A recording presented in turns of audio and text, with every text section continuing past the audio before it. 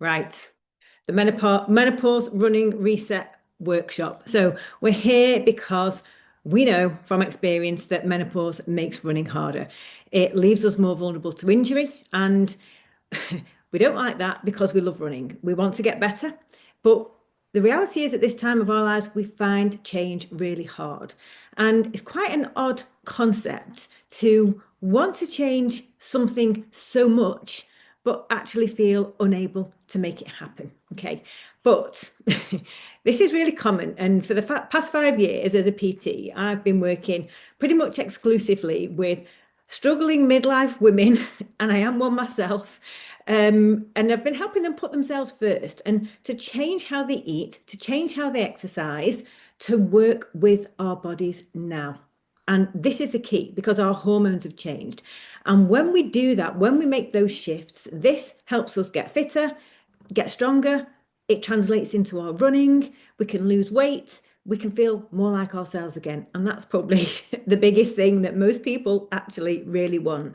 But also to understand ourselves and to feel back in control of our bodies. So today I'm going to go much further than telling you what to do. This is all about making it happen. And that's what's going to make this session really different to anything that you've watched before. Because, and I do want to be clear straight off that we have got a lot, we can have a lot of hope right now as postmenopausal women, whatever stage you are in that journey. We have got a lot of reasons to be optimistic that we can change how we feel. Now, it can be a turbulent time. Everyone's experience is different. But what I want to emphasize, and I can't emphasize enough, is how powerful changing our diet and changing the way we train is. And I have seen this firsthand, not just with myself, but with loads of women over and over and over again.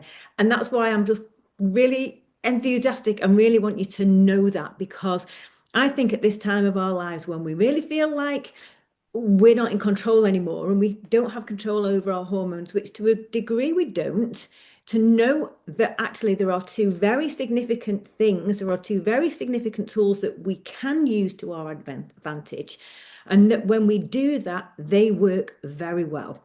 And, these things that, this applies to any aspect of women's health, but we're here primarily as runners. Some of us want to lose weight as well as improve our runs, which is fine. These things that I'm talking about today will help you do that, okay? And they can specifically just make you faster. They can help you feel stronger on your runs. They can help manage and rehab injuries. They can make you more injury proof or resilient in the future, give you more stamina, and really help you to start enjoying running again and feeling like you can continue to grow and improve and set yourself challenges. So that's what I really want to get you to feel at the end of this. One, feel confident that you can do that too, because you can, but then also give you all the tools that you need to do to make that happen. And that's the key. One of the things I just want to talk about is how easy it is at this stage of our lives, because it's so hard, to focus on the struggle. And that's something I've seen a lot, and I've been there myself, actually. I remember when I was sort of sat on a sofa one day thinking about stuff, and I just thought, oh my God, the word I most use in my life is struggle. Everything's a struggle. And, there's a lot to deal with. The symptoms, life is hard. If running's a special thing for us and that feels hard, we can just start to really pay attention to everything being difficult. And we can really get to a point where that's the thing that we're focused on all the time, how hard it is, how hard every day is, how much everything just feels difficult. And we almost think ourselves into this sort of demise. We can lose hope. I can't remember the analogy properly, but there's something about driving, isn't there? You have to keep your eyes on the road where you're going. If you look into the ditch, you'll end up in the ditch. And that's sort of the same thing. So by telling you that there's a positive version and we can think our way and aim into a different direction, we have to stop thinking about driving into that ditch of this inevitable decline of old age and midlife and having no estrogen left. Okay. So What we have to do as part of that is focus our attention on turning things around. So, the first thing we need to have in order to create these changes is to have a mindset shift and redirect our attention to what we can change.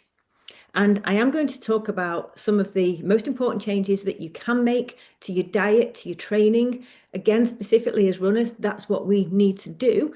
And I do also want to help you understand a little bit more about what's going on in our bodies as well. Because that's important to me. I think when we understand our bodies, we understand what we need to do to account for those changes or correct them in a way. Then they're really powerful. We can trust the process that we are going through. All right.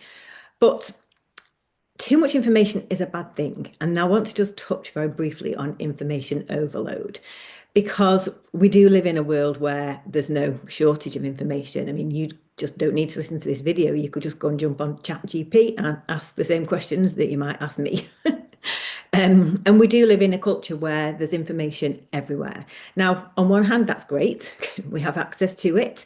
Whatever we need in an instant, we don't have to wait. But there is a little bit of a bind here because information doesn't move us forward. In fact, it can keep us stuck. And I hear from a lot of people a lot of women, I should say, who feel like they hear so much, there's almost information overload. And there's a lot of contradicting things or nuances, and it's hard to think, oh, what's the right thing? That can stop us from moving forwards. Information can also keep us stuck. It can keep us thinking that we're doing something because it's actually easier to sit and look for more stuff about how to run stronger in menopause and go down the rabbit hole of Instagram and TikTok and whatever. And that leads us to think that we're doing something, but actually we're not, because we have to find something, stick a pin in and start doing it. Okay. So the real value that you're going to get out of this session today is about bridging the gap between knowing what to do and actually doing it. Okay. And doing it consistently, because that's important as well. This is, again, one of the challenges that we face at this stage of our lives. Hitting consistency is hard. This week might be a great week and everything's fine. You're making your meals and you're eating your protein and you've got a little bit of strength training in and you've had some runs. Fantastic. Sleep's all right. Next week could just be a car crash. And usually it'll be a combination of things. Work goes mad. There's some family drama. You're tired and everything sort of falls apart. And that's really common, that we just can't create that consistency to get into our stride and start to feel that we're making changes or seeing improvement. It's like one step forward, two step back. Now, so we have to find a way to get to being consistent. Consistency isn't perfection. Doesn't mean we have to, have this really fixed schedule that we can't move. That's not the case. Or we can never go out for meals or drink wine or eat chocolate. That's not the case either. It's simply about ticking off enough of the right things on a regular basis over an extended period of time for us to see the impact of those changes. Okay. Now, I just want to tell you where this approach has got me, because since I became a personal trainer, I have just been on a journey of learning about personal training. That wasn't enough information because my body wasn't the same as just a general personal trainer would learn about. I had to learn about something else, which is called correcting muscle imbalances. I'm going to touch on that later. Then I was going through menopause, so I've done menopause courses. And then over time, I've used myself as a guinea pig. Been through injuries, weight gain, weight loss, all sorts of things, and then seen that mirrored in hundreds of women by now. So I really do understand what's happening, and I've got faith in the process is the key thing, which I've followed. And where that's got to me now at 54, I had to think about it. I am literally stronger and fitter than I was when I was younger. I'm leaner, I have a better body composition. Do feel like I've come through the other side of perimenopause. I'm just about menopausal, but I genuinely feel incredible. there's ups and down days. I'm not saying that every day is perfect. That's not the case. But what I would say generally is I have energy. I have good focus. I have confidence in myself. I understand my body. When I run, I feel strong. I have little injuries and niggles that I have to, I have to manage, but I know how to manage them, and it doesn't stop me. And I have a plan for, if my Achilles is a little bit sore, I've got other things I can do. So I'm still making that progression.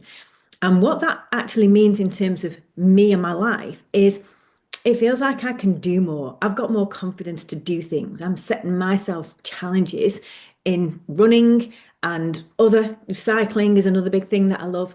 And it's really made me change the way I think about my future. And I feel like what this has given me over this journey is I feel like I've got to a point where my life is opening up in front of me.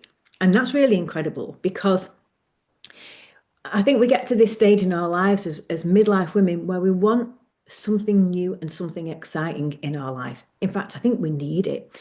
And I've never met a woman who's got no ambition or no excitement to do something in the future. I've got clients who are still studying and doing masters, or want to change careers, or go and have adventures or big travels, or have plans around supporting the kids with grandchildren, all these sorts of things. But what we really do want to do is still live very full, exciting lives that we enjoy. And this is our time to do that. And when you understand your body, when it works well, when you're the one back in the driving seat, well, then that's a game changer. That's when you can access all of that. And running is a vehicle to health and fitness and longevity and all those things. But there's also something else about running that's really precious to us. And I was out for a run this week thinking about doing this, and I was thinking, why do I really run? When I was 22 and I started, it was because I was overweight. Um, but within a couple of weeks of running, my energy levels shot through the roof. That's what kept me running. So I loved that part of it. And then there's all the things that you hear, like you feel strong, you feel powerful, you feel until you don't, you feel free, mental health, and all of those things, being outside, being in nature, and all of those things are part of it. But the biggest thing that I thought was running makes me feel like me, just me, that version of me that's not a girlfriend or a partner.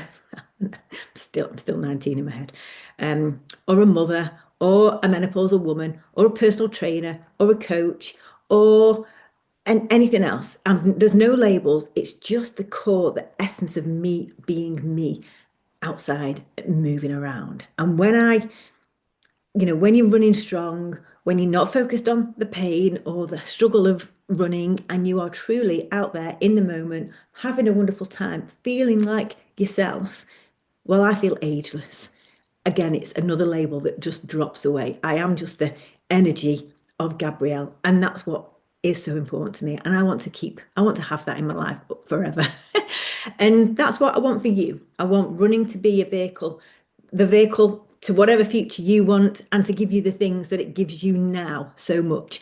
And to be able to have that without the negativity, without the worry, without thinking that you're going to lose it, or just think about the aches and pains, or how hard it feels. I want you to just be able to enjoy it and get to that place where it's that magical part of our lives that gives us access to something that is really unique. Okay, so that's why we're here. So let's get into some details here. What's changing now in our bodies? I know this is specific to running, really.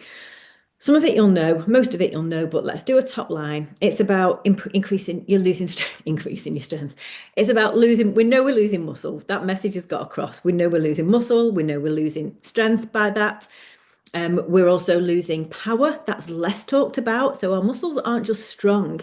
It's also to do with how fast they move and how quickly they contract in strength. So if you're sprinting, if you're running up a hill, if you sort of feel you turn your ankle, you're going to turn your ankle and you have to pull yourself back up, that's power. It's strength and speed at the same time. That's losing. And we're actually losing that faster than we're losing strength, believe it or not. Our balance is affected by a combination of those things, but also by something called proprioception. And that's our awareness of where our body is in space. And we can just lose that sense. And you might notice that through your feet first, and maybe just feeling a little bit more ploddy and a bit less sure of the ground that you're on because you're just not quite as sure anymore. Your confidence drops. That can be a proprioception thing, but also motor skills. We have tiny muscles in our feet and we have very small muscles in our hips as well that are constantly reacting to the territory that we're on and should have a major role in sort of keeping us level and steering us through this uneven terrain so that we're running well. So, and these are like motor skills. If you think about writing, when you went back to school in September after the 6 weeks holidays, you couldn't hold your pencil properly because you hadn't done it for 6 weeks. And all of a sudden, to actually hold that pencil in the right place and control it enough to write was really difficult. And this is what we're losing when we run. We're losing that running skill in our, and this, all of these moving parts working well together and working because, you know, there's lots of different systems and processes and muscles and forces and all the rest of it that are happening when we're running. It's like a marvel in engineering. And this is all happening together, and parts of it are starting to get broken and or not work as well. And then we have what's called muscle imbalances, which I mentioned before. And that is when certain parts start to take over more of the load. And this is really common in running because running is so repetitive. So a good example is people can be very strong in the quads and therefore they start to compensate gradually over time. Or we can become tight in our hips because of sitting so much. So there's tightness at the front and strength over and overuse of the quads. That in turn inhibits the glutes and the hamstrings. And this is quite common. This can be where things like glute and hamstring tendinopathy can come because we're losing strength in the back. And that might be pulling us forward, changing our posture, putting extra stress, I should say, on the tendons. And this is the reason why we then start to get things like Achilles tendonitis and hip bursitis and the glute and hamstring tendinopathies. Sometimes this can be why we get knee pains because if our feet and ankles and our hips aren't doing the right job and correctly, then our knee starts to bear the brunt of it. So this is where things start to go wrong. And tendons are affected in menopause because they don't have as good a blood supply as muscles, so they're slower to heal. They can start to take up too much of the load if muscles are starting to check out. And the loss of collagen affects the structure as well. So we do start to become really vulnerable to these things. Muscles have a use it or lose it policy. If you use them, they get stronger. If you don't use them, they get weaker. So these imbalances are really about muscles, some muscles doing more work and some muscles not doing enough. And the ones that are not doing enough are starting to get smaller and weaker and have less skills, motor skills. So our running really starts to suffer. So that's the general picture of how our bodies are changing and how it's impacting our running. Menopause is also an aging is affecting the little batteries that we have in our cells, which we do that generate our energy. We run mostly on glucose or fat, which is a big one for women. We burn fat very easily, but we stop burning fat and glucose as efficiently as we used to when we were younger. And that can make us feel like we're not quite firing on all cylinders because we're not. That process is getting a little bit sluggish. And we start seeing weight gain. So I just want to talk about that because that's something that is again, we think we might be immune from that because we're exercising women. We probably care about our diet as well, but running doesn't protect us from weight gain. Now, hormones change the distribution of fat and we can store more on our stomach. They're reducing muscle mass, even though we run, but we're just getting more efficient at running so we can run with fewer calories without burning as many calories. We don't need as many calories in our to do the things that we need to because we've got smaller volume or mass of muscles. And that can be where we start to gain weight, even if we're eating the same. Our gut microbiome changes for the worst. That can cause bloating. It can cause sluggishness. It's also linked to weight gain. We can become insulin resistant, which means we don't process carbs as well as we used to, and they start to get more stored as fat. And then we'll have the whole raft of menopause symptoms that can give us tiredness, that can make us feel more hungry. And those things as well are known to increase our cravings and our hunger levels. And we tend to go for the carby stuff or the easy to grab things when we feel like that. And then we have just the whole menopause, midlife thing, I should say, which means that we can feel super stressed. And that has causes a whole load of issues. Stress can mean that we don't sleep as well, exacerbating that problem. That can also increase hunger. We can get into more emotional eating patterns, or just feel that we need something to keep us going because we just feel like we're struggling so much. And menopause is a stressful change for our bodies from a physiological point of view. And our things that are happening in our life now are really stressful, And I think I hear so many stories.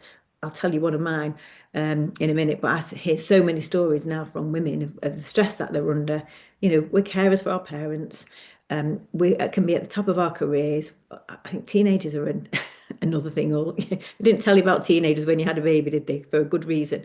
But there's a whole different mix of things, and they all come together at a time when we actually are less resilient to stress. And that can leave us, really without the time or the headspace to look after ourselves properly.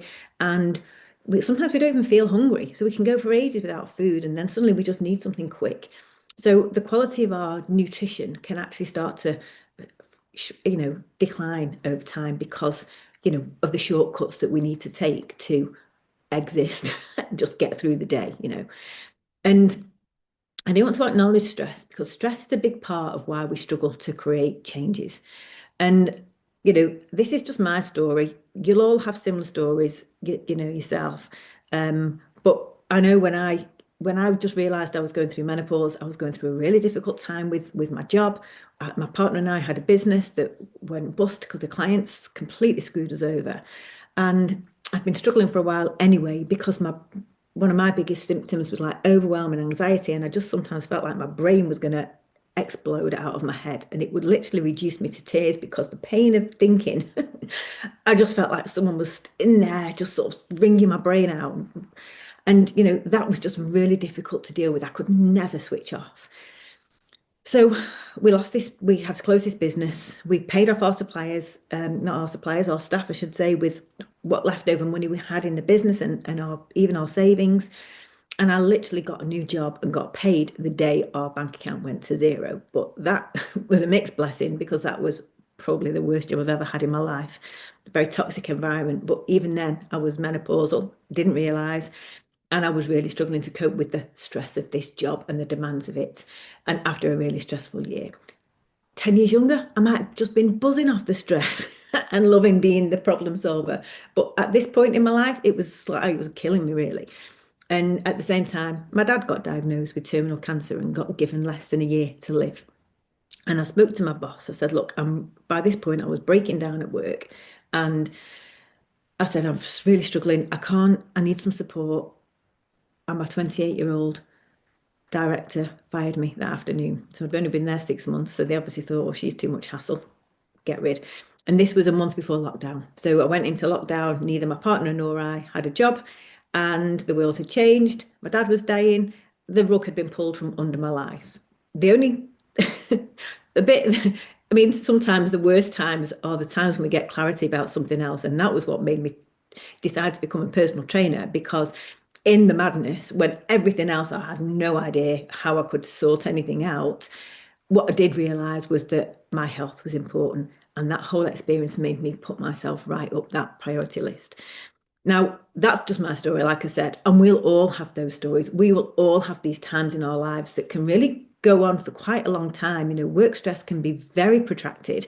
Family, parents' stress can go on for years when we're in that, if we're in a caring mode or dealing with illnesses with our parents.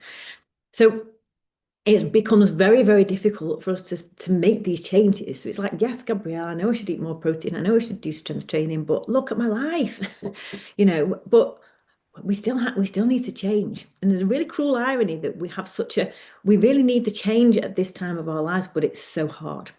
So this is what I just wanted to acknowledge, that stress, because that is so important, because there's no point me giving anybody watching this, any advice if you can't make it happen. So this has to be a framework that works for you when your life is stressful, because it will be. And if it's not stressful some weeks, then it's going to be stressful on others. And we need systems that work to give us that consistency.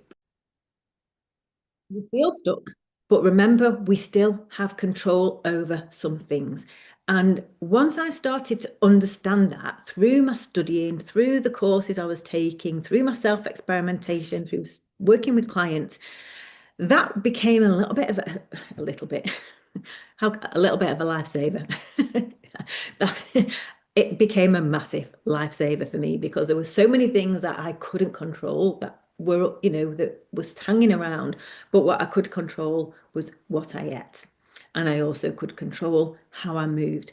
And that is, I have to tell you, life-changing when you can do that because I very regularly speak to people at the beginning of their journeys and they are in the most awful places and hate how they're becoming, hate what they can't do, hate how hard their life feels, really want change, can't see a path through it.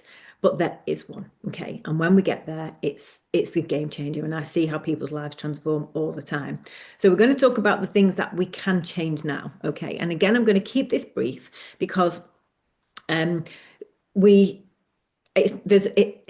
lots of ways to get all this information, and I want to talk about the things that are more powerful in terms of making it happen. But I'm going to focus very much on the two things that make a huge difference, and that's how you eat and how you train. Okay.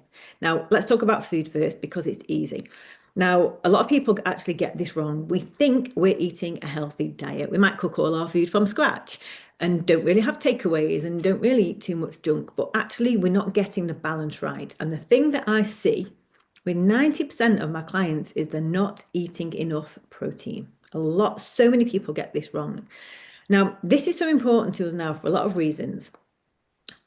One of the things that we do know that we want now as runners, we want to be stronger, we want bigger muscles.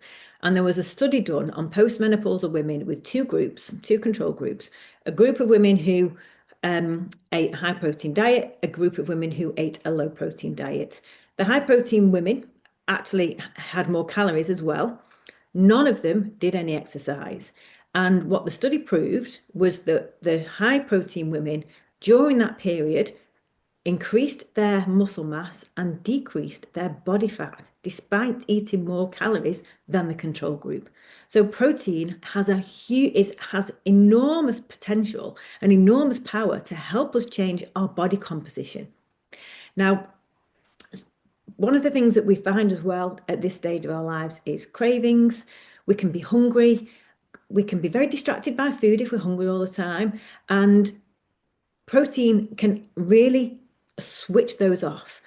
Another thing that protein can do is change your energy levels because your energy levels can be linked to sort of blood sugar levels going up and down and crashing. And when you have this, I recommend my clients have 3 meals a day, snacks maybe, but let's just talk about having 3 good meals a day. And each one of those has around 30 grams of protein, which is a good serving of protein, plenty of veg. We need veg now, and just a medium amount of carbs. We don't have to give carbs up. We can have meat, veg, pasta, meat, veg, rice, tofu, whatever, pasta, bread, all the things that you want. Nothing has to be off limits. It's really just about the proportions. So when you have these 3 good meals a day, it completely balances your energy. You are fueling your body with the nutrients it needs across the day, and it's a game changer. I cannot even tell you. I was someone who used to be always hungry. I would make myself a massive dinner to fill myself up, but that dinner would be pasta and huge amounts of vegetables because I'd want these massive portions because I was hungry. So my stomach would be distended, I'd be full, and then I'd be literally walking around my kitchen like, what can I eat? What can I eat? There was a hole in here that I couldn't fill, and I was starving all the time. I was talking to someone else this week who said the same thing, and I asked her, what do you eat?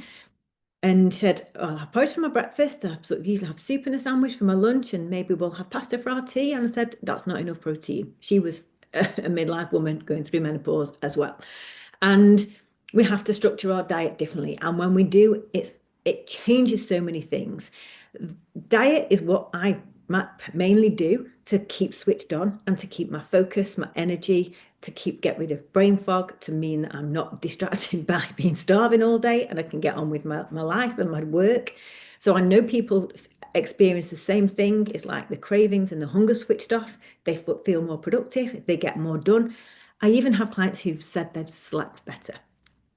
So we've got to fuel ourselves. And when we're training, we need that nutrition. Protein in particular is the building blocks of our bodies. If we want more muscles, it's going to come from protein. And that's what makes muscles. If we want our skin to be good, if we want our hair to grow well, our nails, this all comes from protein. And our body's constantly going through a renewal cycle for every single part of us. And protein is what it needs to do that. So change your diet and you will see massive changes. I've seen clients notice change in their skin. The hairdressers have told them the hair's getting thicker when they start to feed themselves properly. It makes a massive difference. And if you're eating the right amount of calories and eating the right amount of protein, that's going to help your running. Sometimes people are struggling with running because they're running on empty, I call it. They've not properly fueled around their runs. They're not properly fueling after the runs, and get that fueling right. And that can make a massive difference to your energy levels on when you run. And that is a big thing. I was doing a talk recently on a local event, menopause event with a GP, and who specialises in women's health. And one of the audience asked the GP, what can you do about low energy? And she said, I'm going to refer that to Gabrielle here, and she can talk about food and exercise.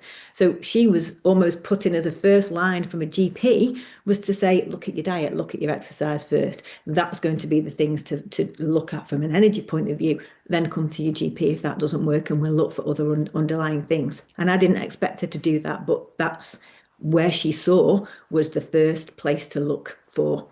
Okay.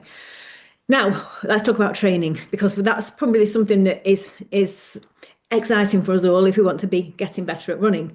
Now, when we go through menopause, we have less estrogen. Even if we're taking hormones can help to protect bone loss, protect against bone loss. In fact, they are used to support that, and they can help to reduce the rate of muscle mass. But we do need to think beyond that and look at, as active women, we will still lose muscle mass if we take HRT and don't change our training for all the other things that I talked about, because some muscles aren't working at all, or aren't working anywhere near as hard as they need to be. So what the key to change now is to put a bigger external stimulus on our bodies, on our muscles, to force it to adapt, because that's our secret weapon with our bodies. If we put the right amount of stress on our bodies, it will change, it will get stronger. Now, running doesn't challenge us enough anymore because we're used to it. We're very efficient, so we have to really ramp up that stress. The way we do that is with heavy strength training, with HIIT or SIT, which is sprint interval training, and plyometrics. And we have to implement all these gradually, but that's probably a time to talk about this again. But what these things do is they really start to put this big amount of stress on our body, which forces it to change when we're in this period of decline, because hormones and our aging process is declining our body in terms of how it functions, our muscle mass and lots of other things. But actually applying these three pillars to our training, strength training, HIIT and plyometrics, plus the protein, can actually start to reverse the aging process that we experience. It can rebuild muscle.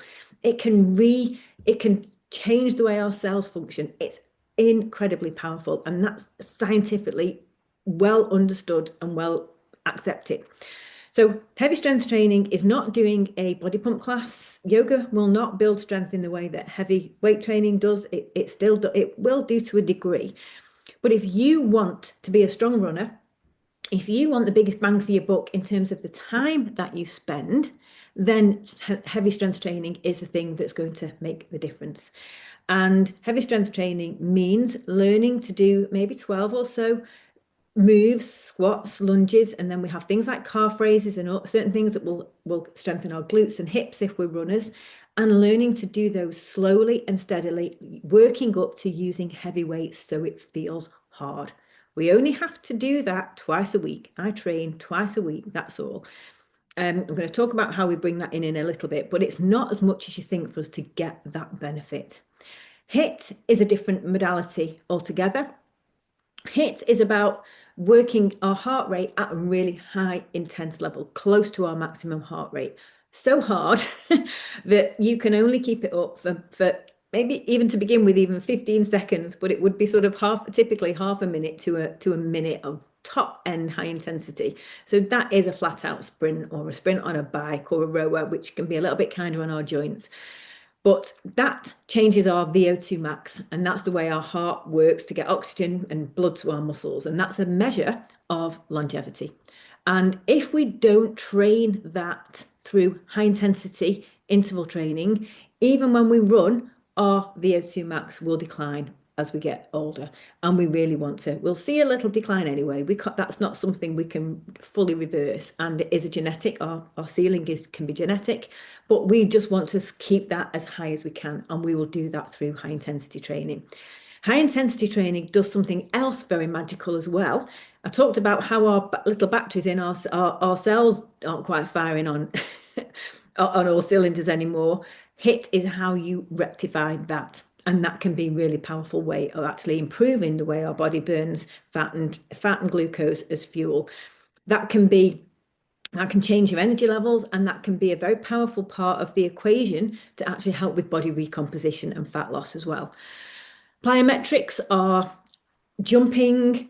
This is where we train the power back in. Plyometrics, when you're jumping now, is helpful it gives you extra stimulation on your bones. So that's the best type of exercise to be doing to improve your bones. Running is good for that, naturally, as you would imagine, but jumping in different directions actually is better. To put these multi-directional forces through our bones will actually improve things.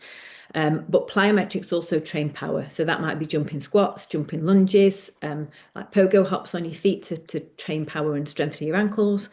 And the good thing is with HIIT and plyo, and this is important, don't just go running off doing it. We have to do it in very small amounts, and we have to build up very gradually. You can't do plyometrics if you have any tendon issues. You've got to rehab your tendons and introduce that very gradually. So there is an element of progressing all of these things. It's not something that you just go and start next week. Again, I'll talk about that in a minute. We build those into our plan, but this is almost where we should be aiming for with our training to get these running elements back in, because the strength and the power will help us become faster, stronger runners. We can change our runs as well, so that we do more easy runs and we do a smaller percentage of runs where we are doing tempo training or intervals, and that's going to train the speed back in and help with the VO2 max.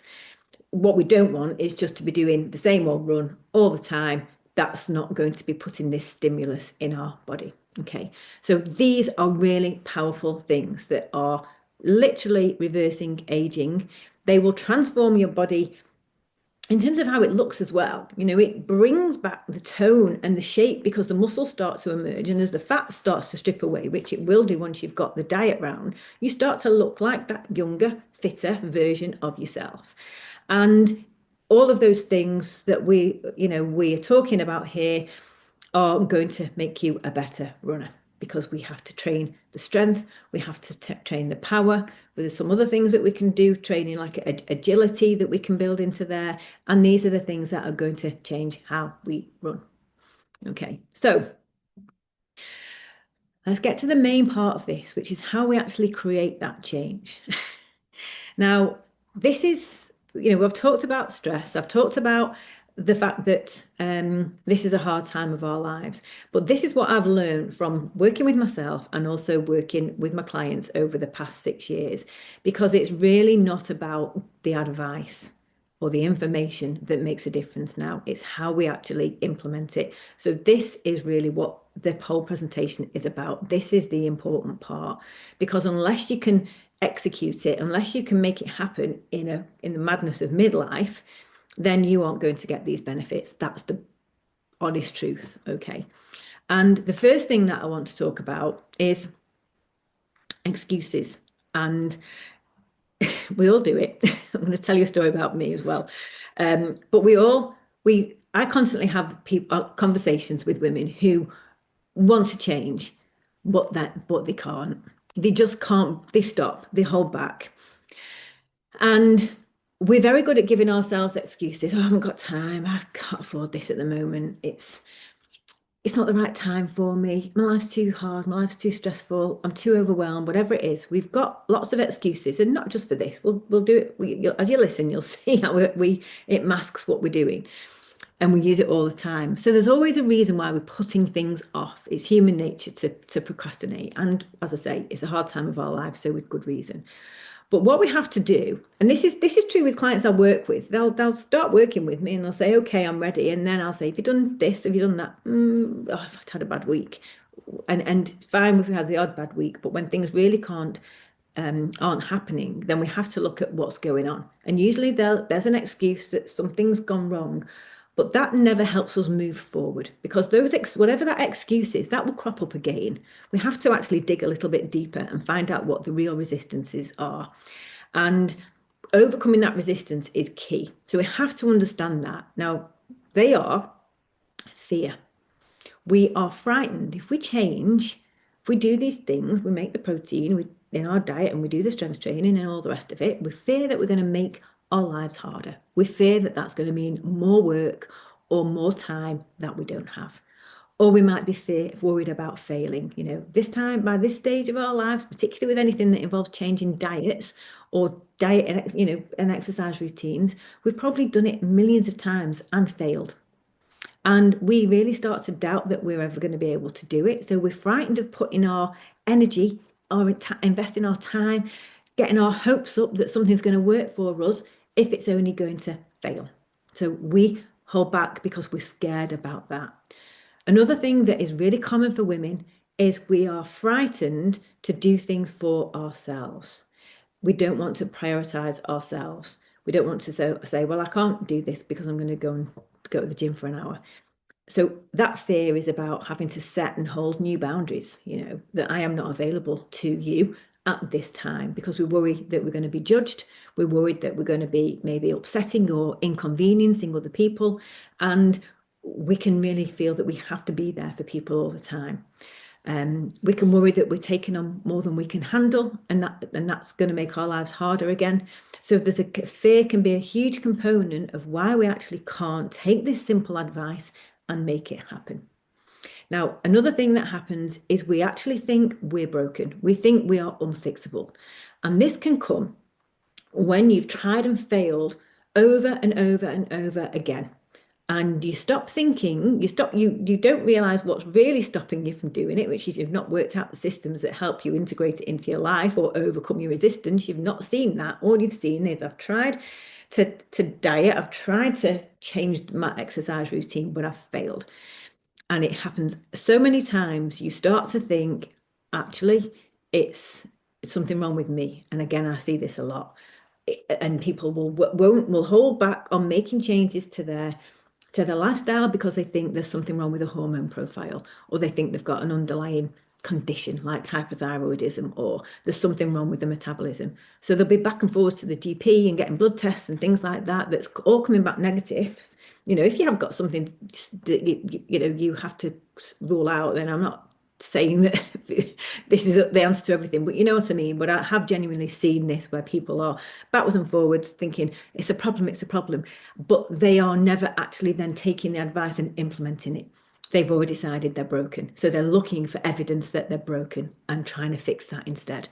So we don't trust the process, particularly when it's so simple, because if you've got to the point where you've done fasting and you've done low calorie and you've done keto, or you've only done high intensity sessions all the time, you can start to think it has to be, this is too easy. This is too easy, just eating normal meals with my family. That's not going to work. So, that's not going to work for me. And so we think we're the problem. Another thing that can hold us back is that we're not ready to let go of old habits. We fear of, we don't like change, and we can be really quite aggressive at fighting change. We think, well, I can't eat this high protein diet because I can't join in with when my family when they want a pizza, or I can't do strength training because I want to go for a run on running club and run with my friends.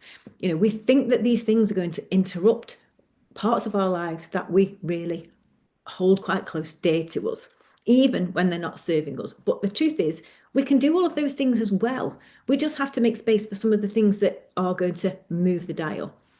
And I said, I only came across this from a personal experience when I had a coach a few years back who wanted me to change a lot of things that I was doing, how I was eating, how I was exercising, and I hated him. It was great. It was very convenient that he was a man because I just built this narrative that he was an idiot. He didn't understand women. I paid a lot of money to work with this person because they had a system and they had a process that came very highly recommended, that was very successful and that I wanted to learn about. So it was part of my education and putting myself through this process. And I couldn't bear him. So I thought he didn't understand me. I thought he was telling me the wrong information. Every time he sent me an email or, gave me feedback, I was thinking, what I was looking for the negative all the time. And I was fighting him with every bone in my body. And of course, I wasn't getting very far with this program that I'd paid a lot of money for, thousands, because I wasn't doing what he was telling me to do. I was fighting him. And this went on for months. And one day, I'm a journaler. And one day I just thought, why am I doing this? And when I asked myself that question, I realized it was me. I was blaming him for everything, but actually it was me. I didn't want to change my habits. I didn't want to put the work in. I didn't want to do something that was different because I didn't think it worked. Yet all the things that I was doing before that he was telling me to do didn't actually work as well as what he told me to do in the end. So, so I realized that the resistance was coming from me fighting the change. And when I realised this, I actually got quite embarrassed, I won't lie. I was quite ashamed of myself, but it was really a real revelation for me to realise this. And in the end, I wrote him an email. I put a big apology in there about how I'd behaved because I had been a swine and, not very coachable is the word that they use professionally.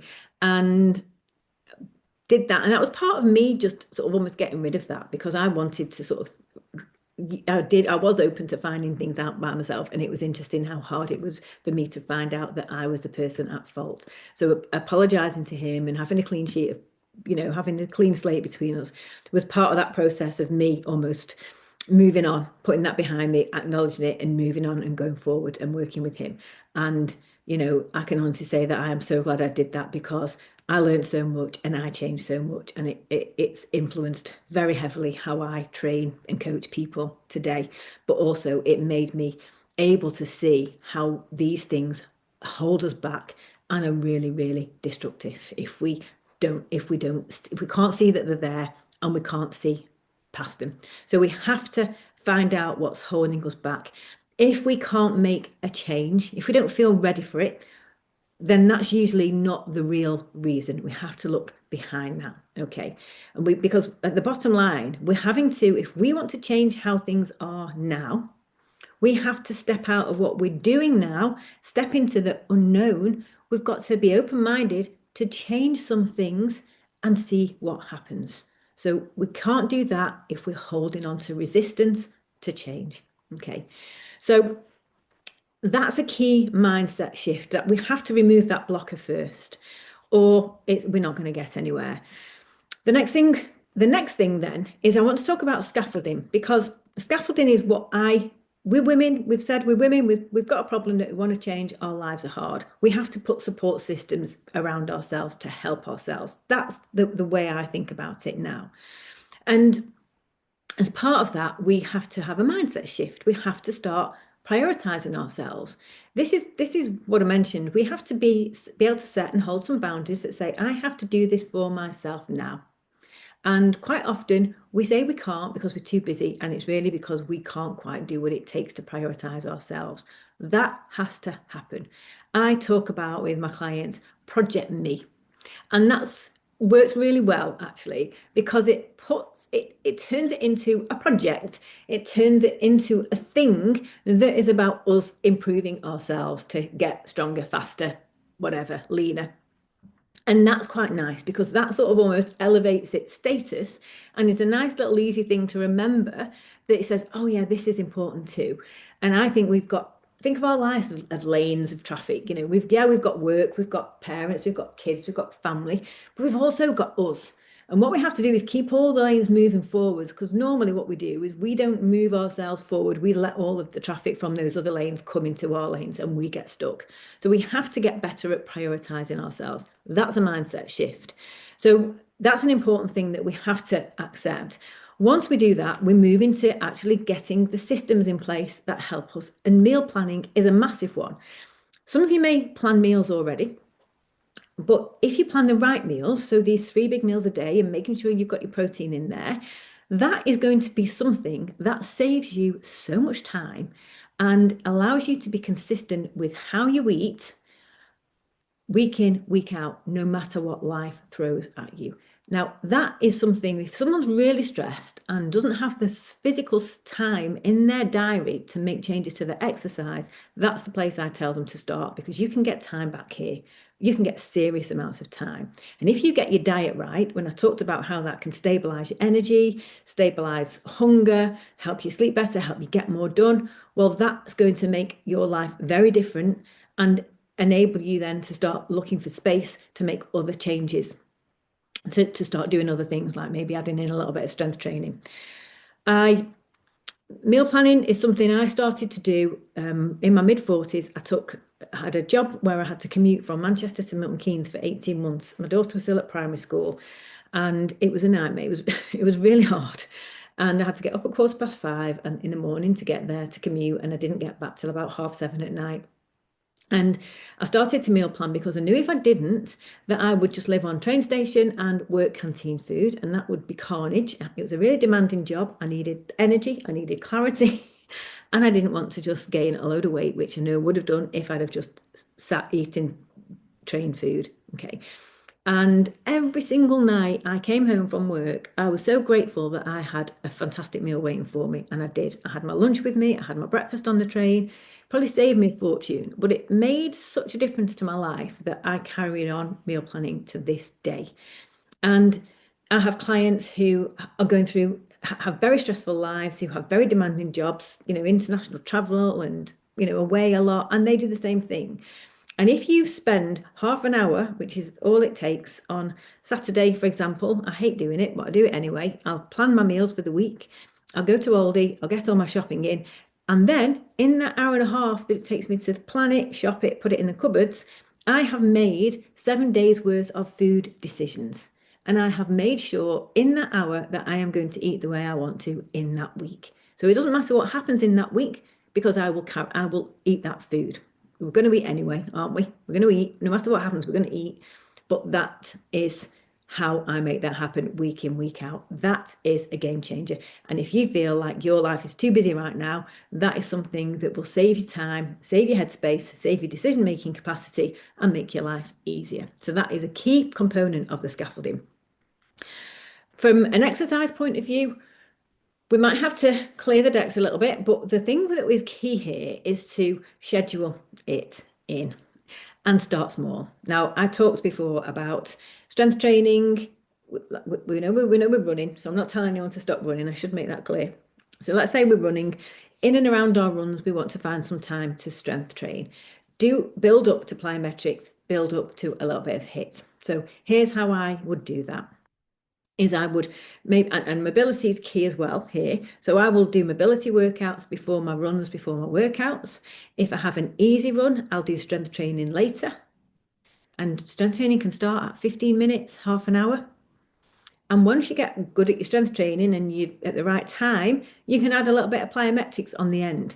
And 1 day a week, one of your runs is a run where you add in some high intensity intervals. You do your sprints. So rather than thinking you have to sort of have a 9-day week to fit all these extra workouts in, instead you stack them together, and that's how you make it work, because you still need recovery days. That's really important. Okay. And I make sure I have 2 or sometimes 3 if I really need it, to do no exercise and really give myself time to recover. Now, starting small is really powerful.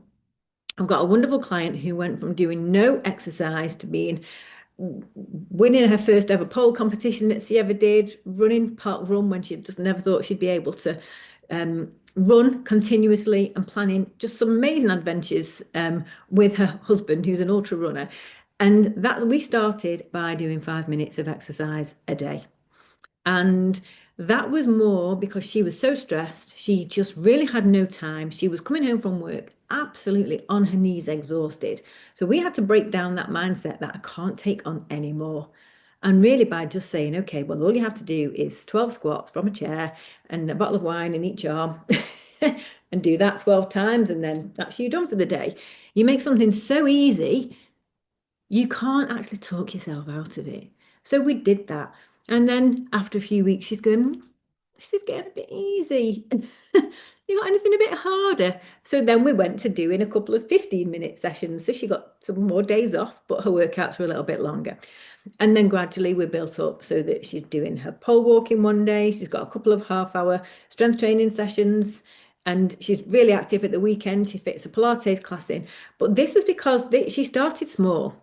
She started small and suddenly she realized it was making a difference. She could see the difference. She could feel the difference. She lost a lot of weight and her fitness was just transformed. So suddenly, with these little changes and these little wins, she pushes herself up the priority list because there was one point when she said to me, I cannot imagine how I am going to not do the things I have to do and find time to exercise.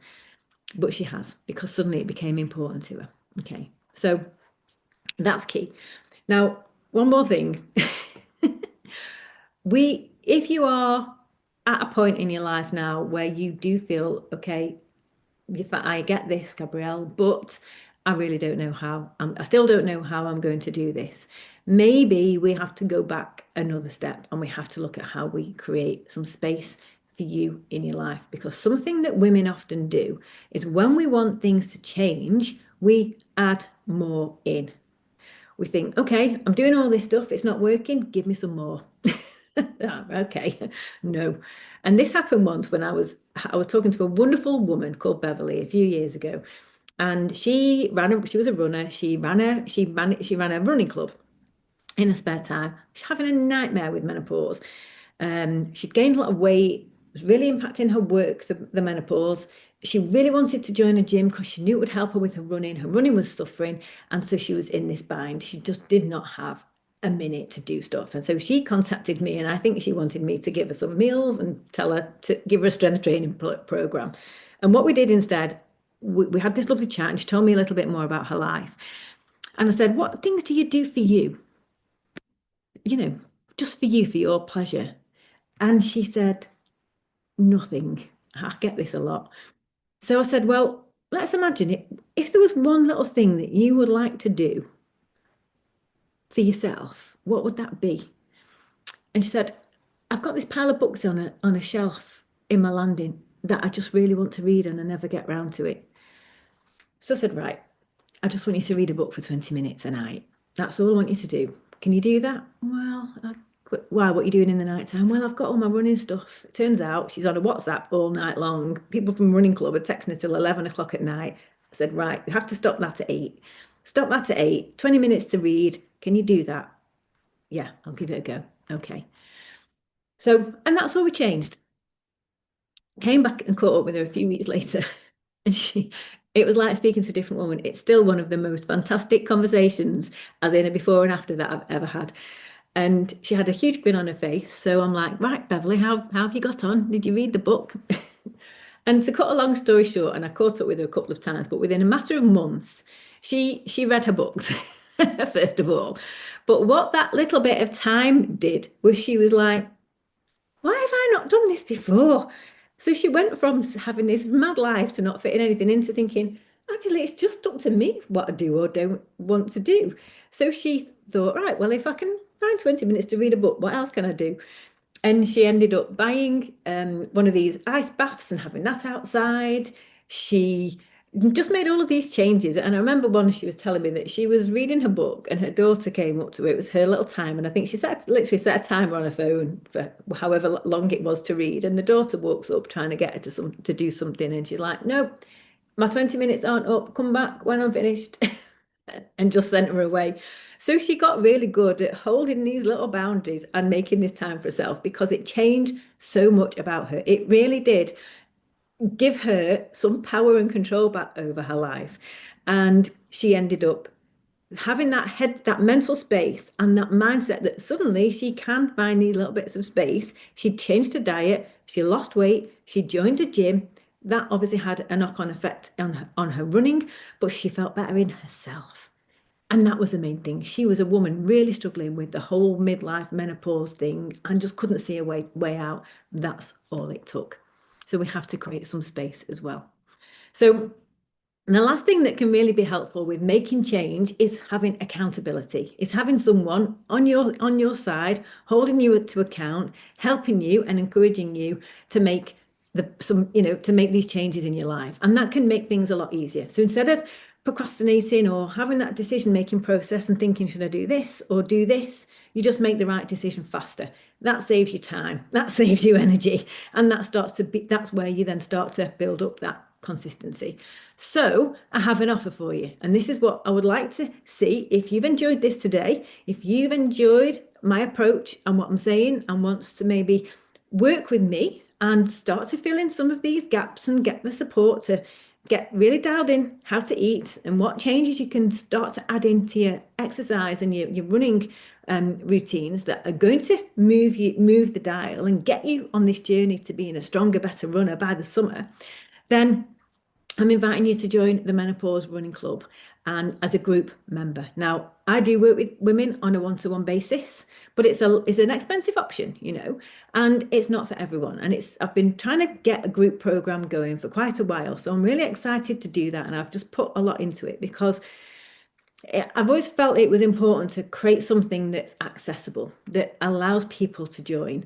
And I think a group environment is really nice now. And that's the other thing, is being part of a group, being part of a community of women going through the same. And that's what the group does, that one-to-one doesn't quite do in the same way. We're all in it together and we're all here sharing the journey, encouraging each other. So if you'd like to join the group, and I really do hope you will after this, because, hopefully I've shown you that there's a huge amount of hope, but it can be quite hard at this stage of our lives to actually get to the point where we're doing things.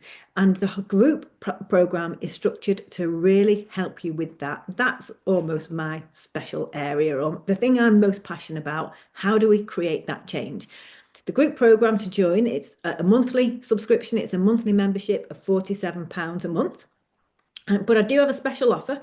If you join for 6 months as a paid in full payment, that's £247, plus you get 3 free coaching calls with me, and that's worth £300. And that's means that we'll get to know each other better. I'll be able to sort of help you, give you that extra little bit of support and accountability. And you can take those 3 calls at any time you want over that 6-month period. I have only got 5 places for that though. So if you want to take one of those 5 places, then do let me know ASAP. To contact me, you can email me at hello@gabrielleohare.com. I'll be sending out that email address. So that's quite easy for you to do. But if you've had emails from me, you just hit reply and you can take one of those free, one of those 5 places, I should say, where you get the free one-to-one coaching with me as well.